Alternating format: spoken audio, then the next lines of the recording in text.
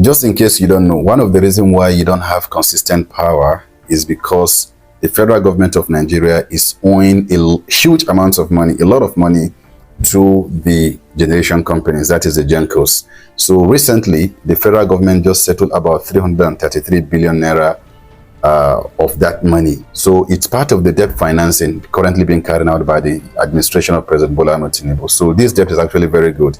But the question we need to ask ourselves is, do you actually think that this will lead to the full industrialization, that it will be able to completely reform the power sector? That is the question you need to ask yourself.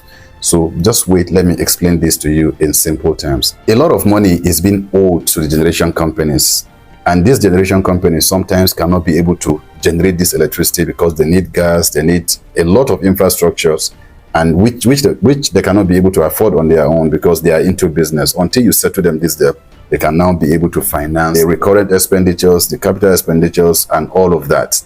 So you need a lot of money before you can be able to finance that. And the federal government just settled part of that debt, which is 333 billion naira.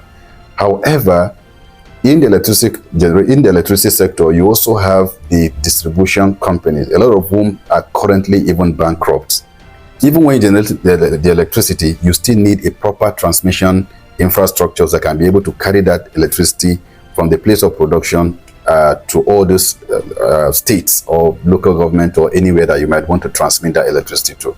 So right now, there's also poor infrastructure, poor transmission infrastructures, because a lot of the distribution companies, as you see right now, are even bankrupt. So while the federal government is trying to settle the generation companies, you also have to remember that the distribution companies are also bankrupt, and you just have to settle them in one way or another. Because when you settle the distribution companies, they will be able to buy modern infrastructure, modern transmission infrastructure that can be able to transmit those electricity. So every year, the federal government continue to sign a lot of agreements. They continue to bring in a lot of reforms. They continue to pay a lot of debt, but this is just not enough.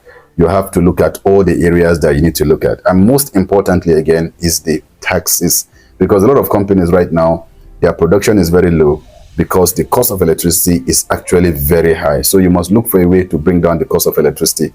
Even while you are generating, spend a lot of money to generate those electricity, and you are spending a lot of money to also transmit the electricity. Because if you don't do that, at the end, you're just not going to achieve full industrialization, which is just the very essence of what we are trying to talk about here.